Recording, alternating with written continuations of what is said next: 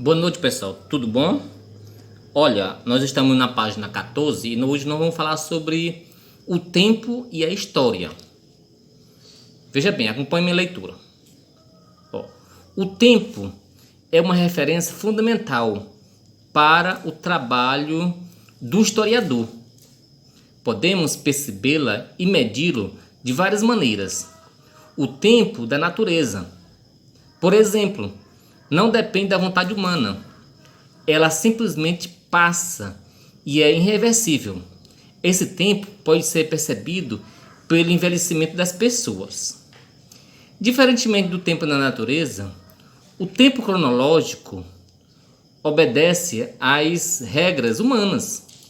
Ela é dividida em unidades de medidas, criado por ser humano, como segundos, minutos, horas, dias, meses e anos, etc.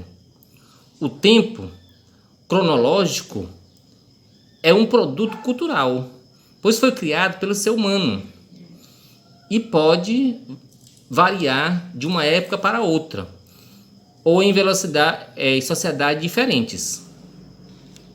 O tempo histórico acompanha o ritmo das transformações sociais. Umas são mais rápidas, outras muito lentas. Para facilitar o entendimento das transformações e permanências sociais, o historiador francês Fernand Braudel, 1902-1985, propôs três diferentes durações de tempo histórico: a longa duração, a média duração e a curta duração. Observe. Então, curta duração. Esse tempo é breve e móvel, como a água que fica na superfície, agitada pelos ventos e pela chuva. Média duração. Camada que fica mais abaixo, onde as águas são mais calmas e servem de apoio para as águas da superfície. Longa duração representa o fundo do oceano, onde a água são praticamente imóveis e sustentam as outras duas camadas. Então, ele está propondo aqui primeiro, né, segundo e terceiro tipo de tempo, tá? Então ele compara aqui a águas. Então, curta duração, média duração e longa duração. Vamos ser mais específico aqui, ó. Veja bem aqui, ó. O tempo de curta duração, também chamado de tempo dos acontecimentos, caracterizado por eventos breves, como um golpe político, um discurso eleitoral ou uma assinatura de uma lei. Tá? A gente pode dar exemplo, por exemplo, a eleição de um presidente, tá? E seu mandato, 4 anos, seria um período de curta duração.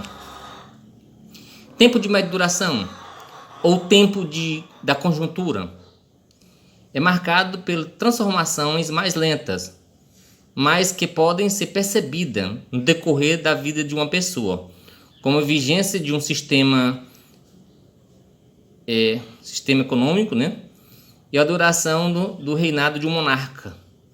Tá? Então, um monarca pode passar 40 anos no poder. Então, é mais lenta, mas é percebida. Tempo de longa duração, também chamado de tempo das estruturas, é formado por processo histórico que demora longos períodos de tempo para ocorrer. É o tempo dos valores morais, que transformam muito lentamente. Então, pessoal, ele dá aqui um exemplo, né, dos valores morais, né? Porque os valores de moral, ele muda, tá? Às vezes muito lentamente, às vezes não, muito lentamente. Aqui eu posso dar exemplo de a duração de uma religião. Por exemplo, o cristianismo, né? Que já está com 2000 anos. Em algumas regiões era predominante cristã, hoje não é mais, tá? Então é um tempo que demora muito. Vou passar a página. Bom, pessoal, viramos a página, estamos na página 15. Vamos falar da linha do tempo. A linha do tempo é uma representação visual dos tempos históricos. Um instrumento importante e permite a localização dos fatos históricos ao longo. Leia o texto.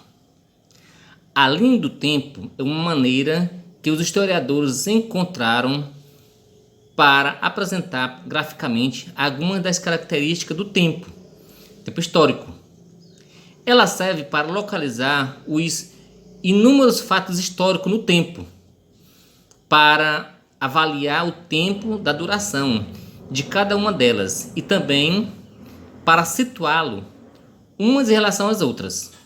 Fica mais fácil perceber, por exemplo, que os fatos históricos não se sucedem apenas uns após os outros no tempo. Eles também ocorrem simultaneamente, isto é, no mesmo tempo. Na linha a seguir, que apresenta a divisão política da história do Brasil, estão indicados os principais elementos que compõem uma linha do tempo. Observe. Então vamos apresentar aqui a linha do tempo, pessoal. Aqui, ó, tá? Então a linha ela tá na forma vertical, tá aqui, tá? Alguns livros apresentam ela de forma horizontal. Olha aqui. Então ele botou aqui, ó. As barras de periodização são utilizadas para indicar a duração de cada período, representado a linha do tempo. Algumas vezes as barras podem se sobrepor uma à outra. Quando isso acontece, significa que o período ou parte deles ocorreram no mesmo tempo, ou seja, simultâneo.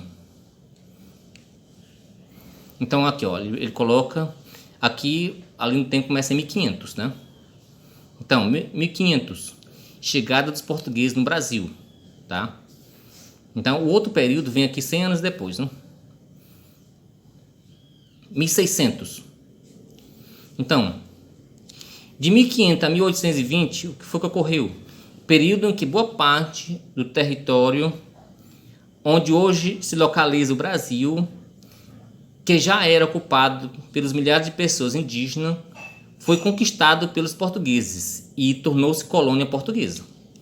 Tá? Então, de 1500 a 1820. Então, esse período vem aqui, ó. Tá aqui, até 1820. Quando chega em 1822, foi o que aconteceu.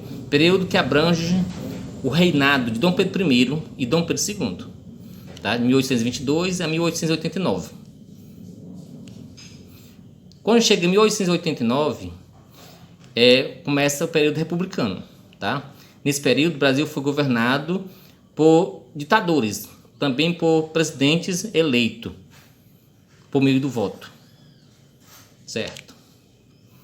Então tá aqui os períodos, né, pessoal? Lá, 1500, 1800, 1700, 1800, 1900.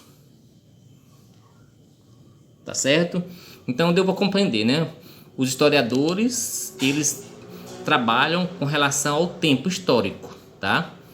Então, a linha do tempo é uma forma que eles encontraram para situar os acontecimentos, né? E dar uma noção de simultaneidade, tá? E de algo que aconteceu antes, né? Durante ou após algum período, tá certo? Então, até mais, pessoal.